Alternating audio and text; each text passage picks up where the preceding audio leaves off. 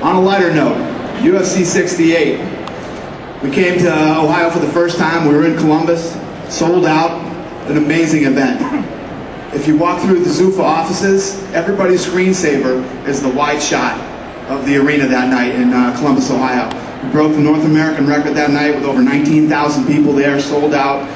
We also broke venue records that night for gate, merchandise, and a bunch of other things. The crowd was insane. It was just an incredible night for the UFC and mixed martial arts as a sport. Now here on Saturday night, we're going to have 15,000 people, sold out, US Bank Arena. We love Ohio. It's awesome here. The fans, every time we do it, the second time we've done an event here, this place sells out faster than anywhere else we go in the country.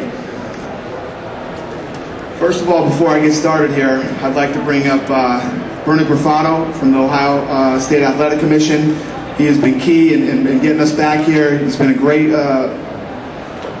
help, not only to the UFC, but in getting mixed martial arts kicked off here in Ohio. Ladies and gentlemen, Bernie Graffato.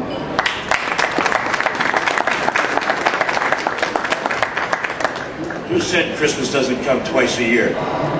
This is our second Christmas, and December's not even here yet with the UFC coming. It was great to sit there and listen to Dana through some of these things that during his earlier press questions that he was being asked.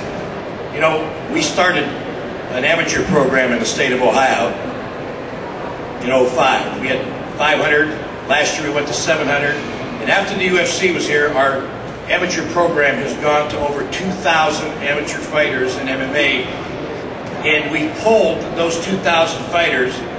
1,996 of them, their goal was to fight in the UFC.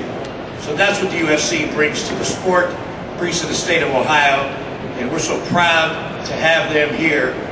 It took me about 4 weeks before my feet came to the ground after the Cincinnati show. My wife thought I was on drugs for 4 weeks, and I was a former police officer, so I hope she didn't think that. But it is.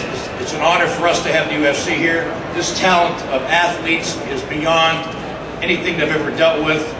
I thank the UFC and Dana and this organization for having the confidence in Ohio to come back to Ohio. They will always be welcome here. We will always roll out the red carpet for them because they took a chance with Ohio the first time they came to the Midwest. And believe me, we will always give them the first-class treatment that they deserve. Dana, thank you and the UFC, and welcome back to Ohio.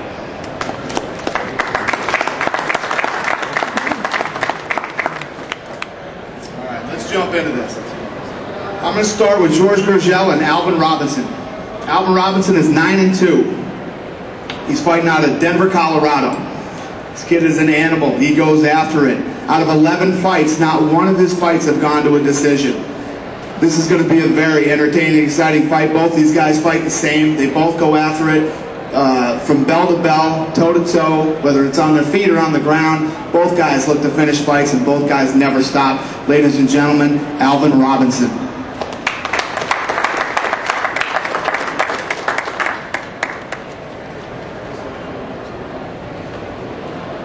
First, I want to say it's an honor to be back in the UFC. This is going to be my second fight in the UFC. Training for this fight went good. I'm prepared for a 3-round war, and I know George is, he's prepared too, and we're going to get in there and go at it. Neither one of us is going to back down. It's going to be a great fight. I expect it to be the fight of the night. So, that's pretty much it.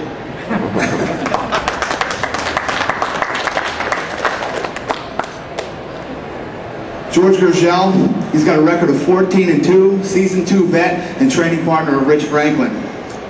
He's a Brazilian Jiu-Jitsu black belt who has been working on his stand-up. He loves to go to the ground. He loves to stand up. He just came off a war with Diego Saraiva, and he won that fight.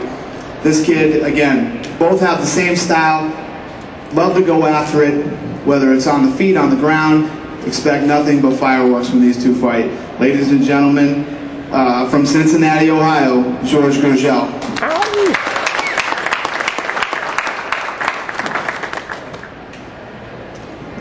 Hello Cincinnati, what's up? Thanks, guys. For me, it's needless to say, it's the biggest honor of my life. Finally, be part of the card. I actually thought for sure I was going to be in the card after my fight with Sarajevo, and I learned my lesson the hard way. Nothing's for granted in the UFC. The card was already full with different fighters, so I texted Joseph. I said, please, I'll fight for free. Just please let me fight at home. I don't care. I was joking, but I meant it. I just that's how much I wanted to fight. 2 weeks later, Monty called me, and I'm still thanking Joseph every time I see him. I say thank you for putting me on the card. For me, this is more important really than a title shot. For the first time, I have a chance to fight in front of everybody that loves me, everybody that I love, my students, my family, my friends. Everybody's going to be here. I don't feel any pressure. For me, it's a huge motivation to be fighting in front of my home crowd in the first UFC ever in the city that I live and that I love, which is Cincinnati. So I'll promise everybody here, the press and my fans, that's going to be my best fight yet in the UFC.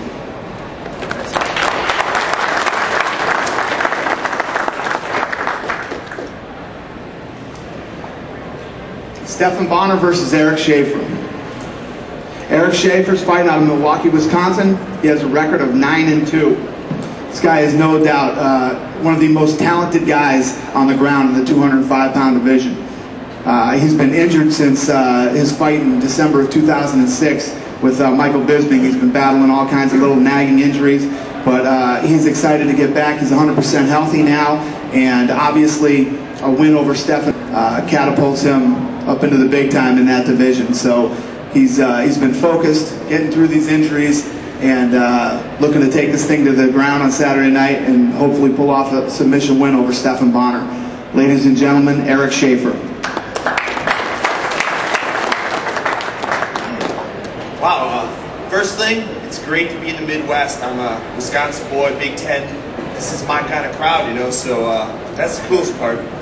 Second thing, Stefan, that's a legend. I get to fight him here in the Midwest. Two Midwest guys. You know, we're toughest guys around, so we're going to brawl. You know, I'll fight on the feet, I'll fight on the ground, and it's going to be a war. So we'll probably be in the hospital afterwards, and then we'll have some beers. So it'll be a great fight.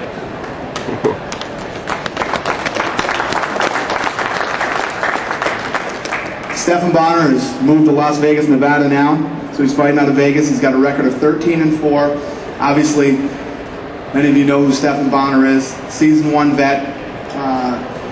He is the fight between him and Forrest Griffin in Season 1 of The Ultimate Fighter is what I call the most significant fight in UFC history. Where we were at that time, you know, as far as television deals and the state of the UFC, we needed Stephan Bonnar and Forrest Griffin to go out and do exactly what they did that night. For many of you that don't know the story, that night the ratings for the Ultimate Fighter finale, Season 1, was like 2.4, 2.6 million viewers. During the Stephan Bonnar-Forrest Griffin fight, the numbers grew to over 10 million viewers, which meant people were sitting at home calling people going, are you watching this fight on TV right now? And the fight literally put the UFC on the map. He's had a rocky year last year. He made the move to Vegas now, turned his life around, and he just came off a huge win over Mike Nichols. He looked awesome. He looked like the Stephan Bonnar we all remember, and he's coming out to probably try to stop Eric Schafer on Saturday night. Ladies and gentlemen, Stephan Bonnar.